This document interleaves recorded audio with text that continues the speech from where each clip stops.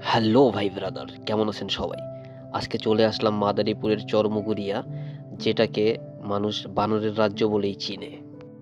চরমুগুরিয়ার বানর বাংলাদেশের মাদারীপুর জেলার বিশেষ ঐতিহ্য ও পরিচিতি। স্থানীয়দের ধারণা ১৯২০ সালেরও আগে থেকে এই অঞ্চলে বানরের বিচরণ রয়েছে।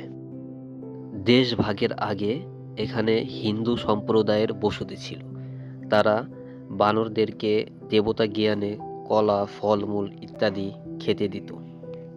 এর ফলে ধীরে ধীরে বানরগুলো মানুষের কাছাকাছি আসে এবং তাদের প্রতিবেশী হিসাবে বসবাস করতে শুরু করে।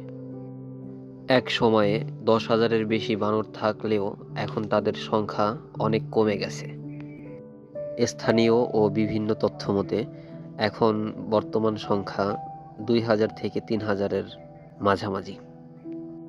প্রাকৃতিক খাদ্য কমে যাওয়ায় এখন বানরগুলো পুরোপুরিভাবে মানুষের উপর নির্ভরশীল। ২০১৫ সালে মাদারীপুরের নয়াচরে বানরের জন্য একটি নিরাপদ আবাসস্থল তৈরি করা হয়, যেটা ইকো পার্ক নামে পরিচিত। যদিও বানরগুলোকে সম্পূর্ণরূপে এখনও সেখানে স্থানান্তর সম্ভব হয়নি।